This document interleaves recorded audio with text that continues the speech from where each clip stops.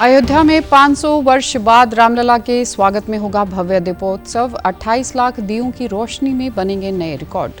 देश भर में आज छोटी दिवाली की धूम। हरियाणा चुनाव में गड़बड़ियों के आरोप में चुनाव आयोग से खारिज होने के बाद सीएम नायब सैनी ने कांग्रेस पर वार कर कहा कि झूठ का सहारा लेकर चलती है कांग्रेस।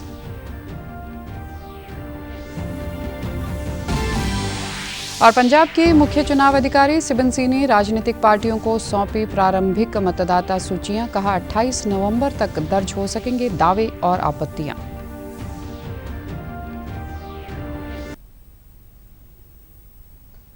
नमस्कार, चंडीगढ़ से आपका स्वागत है। मैं हूं आरजू। अब समाचार विस्तार से। हर साल की तरह इस साल भी आज रामनगरी अयोध्या में लाखों दीपक जलेंगे। इस बार दीपोत्सव की बात ही निराली है क्योंकि रामलला की प्राण प्रतिष्ठा के बाद यह पहली दिवाली है। आज राम की नगरी में किसी भी कोने में अंधेरा नहीं होगा, बल्कि अवध नगरी लाखों दीपों से जगमगाएगी। आज दीपोत्सव में 25 लाख दीपों का जगमग करने के लिए राम की पैड़ी समेत 55 घाटों पर 28 लाख दिए बिछाए गए हैं। जैसे ही ये दिए रोशन होंगे, Guinness book of world record में दीपोत्सव का नाम दर्ज हो जाएगा। धनतेरस के साथ ही शुरू हुए दिवाली महोत्सव को लेकर चंडीगढ़ के बाजारों में भी रौनक है। लोग आभूषणों, कपड़ों, मिठाइयों, बर्तनों, गाड़ियों और रंग बिरंगी लाइटों की जमकर खरीदारी कर रहे हैं। धनतेरस पर लोगों ने सोने चांदी के सिक्कों के साथ ही लक्ष्मी और भगवान गणेश की मूर्तियां सबसे ज्यादा खरीदी। आज छोटी दिवाली पर चंडीगढ़ के विभिन्न सेक्टरों में सजी अलग अलग स्टॉलों में लोगों की भारी भीड़ जमा है। दिवाली को लेकर उनमें भरपूर उत्साह है। बाजार में खरीदारी करने पहुंचे लोगों ने बताया कि वे इस साल इस त्योहार का बड़ी बेसब्री से इंतजार करते हैं। होता था जो कुराली से आते थे पटाखे वगैरह, वो बिल्कुल बेकार होते थे। इस बारी प्रशासन ने भी अच्छा मतलब किया, ग्रीन क्रैकर इन्होंने अलाउ किया है, तो बहुत अच्छा है। Green cracker bar code scan हो रहा है और ये ग्रीन क्रैकर है, तो कस्टमर बहुत खुल के परचेजिंग कर रहे हैं जी। प्रशासन ने भी बहुत साथ दिया, हम दुकानदारों का ड्रा निकाला है, बिल्कुल पारदर्शी तरीके से ड्रा निकाला उन्होंने, ऑनलाइन फार्म भरवाए, बहुत अच्छा प्रशासन ने सहयोग किया हमारा। हमने अभी कांसे और पित्तल के देख रहे हैं, मोस्टली तांबे के बिक रहे हैं धनतेरस पे, तो हम यही देखने आए थे। बट बर्गनर की हमें कुछ एक आइटम्स पसंद आई, वो देख रहे हैं। क्रॉकरी में देख रहे हैं, तो अच्छी चीज़ें दिवाली पे निकाली हुई है, वो देख रहे थे हम। भारतीय चुनाव आयोग ने हरियाणा विधानसभा चुनाव में कांग्रेस द्वारा लगाए गए सभी आरोपों को सिलसिलेवार तरीके से खारिज किया है। चुनाव आयोग ने अपने विस्तृत जवाब में कहा है कि जो आरोप कांग्रेस ने लगाए थे, उनकी पुख्ता जांच के बाद आयोग के सामने जो साक्ष्य हैं, उनके आधार पर उनके सभी आरोप निराधार हैं।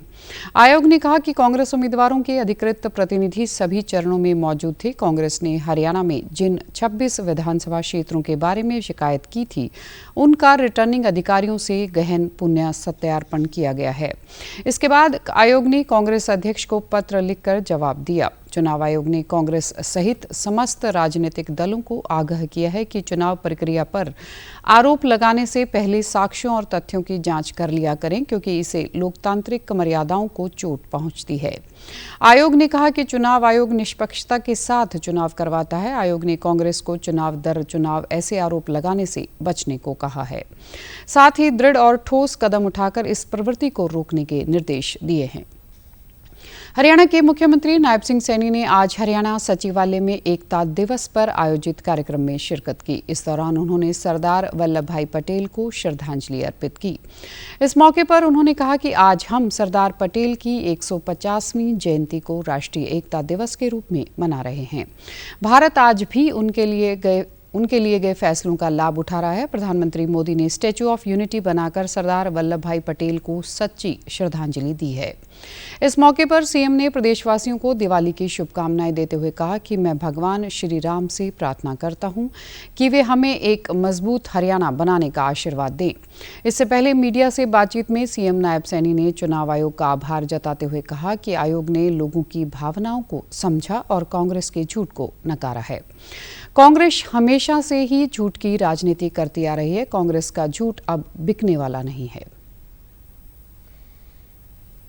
मैं माननीय चुनाव आयोग का दिल से धन्यवाद करता हूं कि उन्होंने समझा है कांग्रेस तो झूठ का सहारा लेकर के चलती है और उन्होंने वो फैसला जो दिया है वो लोगों की भावनाओं का फैसला था।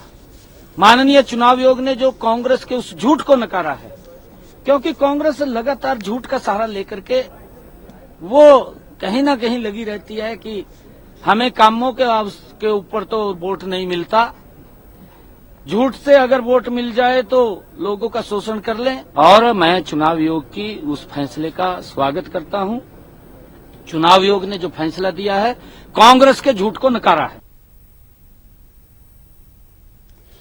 पंजाब के मुख्य चुनाव अधिकारी सिबन सिंह ने राज्य की सभी प्राप्त राजनीतिक पार्टियों के प्रतिनिधियों को प्रारंभिक प्रकाशन की बिना फोटो वाली मतदान सूची की सीडीज सौंपी हैं।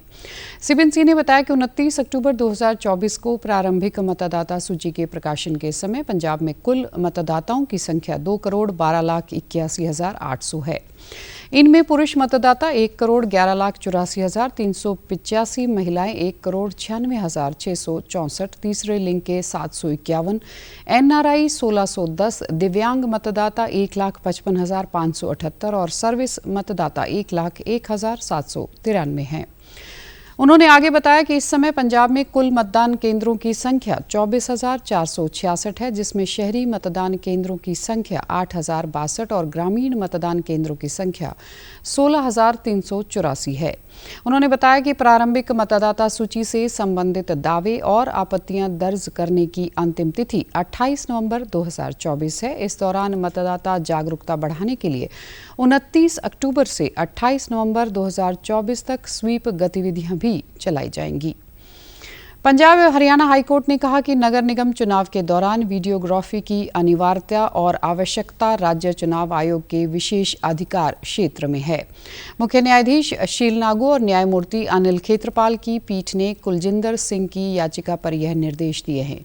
पीठ ने कहा कि यह याचिका एक जनहित याचिका के रूप में दायर की गई थी, जिसमें यह आशंका जताई गई थी कि न्यायिक पक्ष में उच्च न्यायालय द्वारा पंचायत चुनाव में कुछ अनियमितताएं पाई गई हैं। हालांकि मामले में सभी याचिकाएं खारिज कर दी गई थी। पंजाब में नगर पालिका चुनाव में भी ऐसी अनियमितताएं सामने आ सकती हैं। इसी संभावना को देखते हुए नामांकन पत्र दाखिल करने से लेकर परिणाम घोषित होने तक चुनाव प्रक्रिया की वीडियोग्राफी की मांग की गई थी। पीठ ने कहा कि अदालत को डर है कि वीडियोग्राफी की व्यवहारिकता और आवश्यकता का पहलू राज्य चुनाव आयोग के विशेष अधिकार क्षेत्र में आता है। खरीफ मौसम की खरीदारी में एफसीआई और राज्य एजेंसियों ने 2024-25 के लिए 28 अक्टूबर तक किसानों से 60.63 लाख मीट्रिक टन धान की खरीद की है। केंद्र सरकार ने पंजाब के किसानों के बैंक खातों में अब तक सीधे 12,200 करोड़ रुपए वितरित किए। अब तक धान की कुल खरीद 14,066 करोड़ रुपए की हुई है, जिससे 3.5 लाख से ज्यादा किसानों को फायदा हुआ है। पंजाब व हरियाणा हाईकोर्ट ने धान उठान के मुद्दे पर कल सुनवाई करते हुए पंजाब की मंडियों में धान के अपर्याप्त उठाव की समीक्षा की। इस दौरान केंद्र ने अदालत को बताया कि पंजाब सरकार के साथ 31 अक्टूबर को बैठक होने जा रही है, जिसमें इस मुद्दे का समाधान निकालने का प्रयास किया जाएगा। अदालत ने आदेश दिया कि दोनों पक्ष इस मामले का हल आपसी सहमति से निकालें, क्योंकि यह मामले पूरे प्रदेश से जुड़ा हुआ है। इस दौरान हाईकोर्ट के पंजाब सरकार के वकीलों ने इस मुद्दे को हल करने के लिए लागू किए जा रहे उपायों की रूपरेखा प्रस्तुत की। केंद्र सरकार ने कहा कि वह मार्च तक अधिक चावल वितरित करेगी। इससे पहले अदालत ने धान की स्थिति के बारे में केंद्र, पंजाब सरकार और भारतीय खाद्य निगम को नोटिस जारी किया था। वहीं पंजाब विधानसभा के स्पीकर कुलतार सिंह संधवा ने किसानों से पराली न जलाने और फसल अवशेष प्रबंधन के लिए मशीनरी का उपयोग करने की अपील की। उन्होंने बताया कि राज्य सरकार द्वारा फसल अवशेष प्रबंधन योजना के तहत पंजाब कृषि विश्वविद्यालय द्वारा तैयार किए गए सरफेस सीडरों पर सब्सिडी दी जाएगी। संधवा ने कहा कि पराली न जलाने वाले प्रगतिशील किसानों को विधानसभा में सम्मानित किया जाएगा। कांग्रेस नेता रणदीप सिंह सुरजेवाला ने कल चंडीगढ़ में एक प्रेस वार्ता को संबोधित किया। इस दौरान उन्होंने कहा कि हरियाणा में वर्तमान सरकार द्वारा फसलों की खरीद न्यूनतम समर्थन मूल्य पर नहीं हो रही है। हरियाणा के साथ पंजाब में भी पिछले साल के मुकाबले कम धान खरीदा गया है। धान की खरीद और किसानों के पंजीकरण में आधे से ज्यादा कटौती की गई है। इस साल हरियाणा में अभी तक 37,000-23,000 मीट्रिक टन धान खरीदा गया है, जबकि पिछले साल इस अवधि में 58,92,000 धान खरीदा गया था। इसके अलावा आढ़तियों के कमीशन के साथ साथ किसानों को खाद पर दी जाने वाली सब्सिडी को भी कम किया गया है।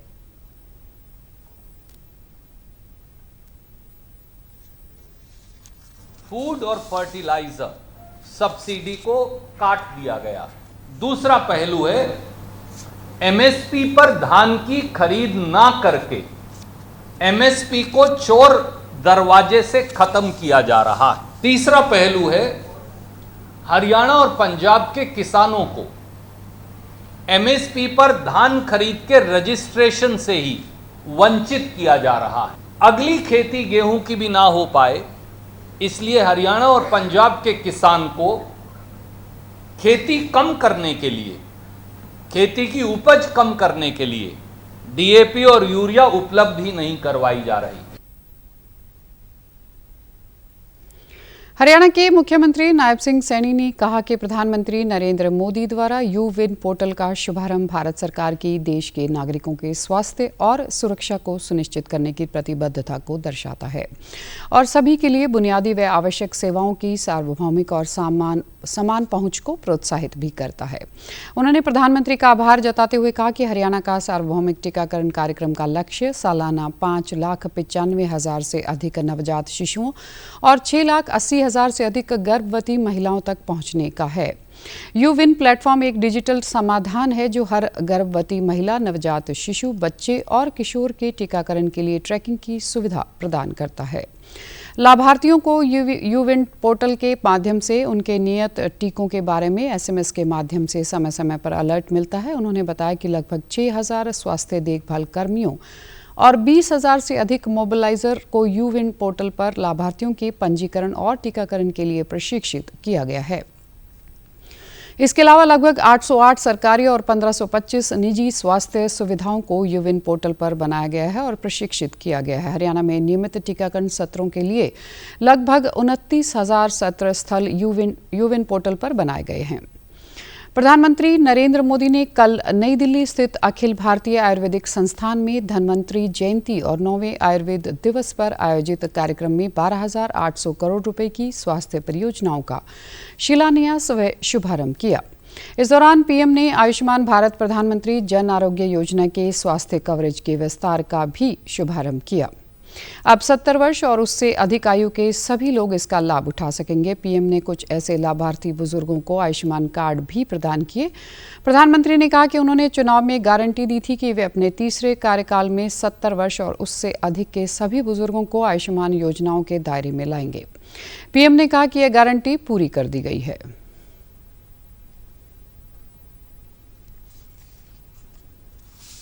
अपने राजनीतिक स्वार्थ के लिए अपने ही राज्य के बीमार लोगों के साथ जुल्म करने की वृत्ति, ये प्रवृत्ति मानवता की दृष्टि से किसी भी तराजू पर खरी नहीं उतरती है। और इसलिए मैं पश्चिम बंगाल के बुजुर्गों की माफी मांगता हूं, मैं दिल्ली के बुजुर्गों की माफी मांगता हूं। देशवासियों की तो सेवा कर पा रहा हूं कि जिस दिल्ली से मैं बोल रहा हूं, दिल्ली के भी बुजुर्ग मेरी बात सुनते हो। मेरे दिल में कितना दर्द होता होगा मैं शब्दों में बयान नहीं कर पाऊंगा। उन्होंने कहा कि 150 से अधिक देशों में आयुर्वेद दिवस मनाया जाना दिखाता है कि नया भारत अपने प्राचीन अनुभव से दुनिया को कितना कुछ दे सकता है। धनतेरस और दीपावली का जिक्र करते हुए पीएम ने कहा कि इस बार की दीपावली ऐतिहासिक है। अवसर आया है जब अयोध्या में रामलला की जन्मभूमि पर बने उनके मंदिर में भी हजारों दीप जलाए जाएंगे। एक अद्भुत उत्सव होगा। ये ऐसी दीपावली होगी जब हमारे राम एक बार फिर अपने घर आए। और आप हमारे समाचार YouTube channel DD News Chandigarh, Facebook DD News Chandigarh और social media X DD News CHD पर भी देख सकते हैं। इसी के साथ चंडीगढ़ से समाचारों का सिलसिला समाप्त होता है। नमस्कार।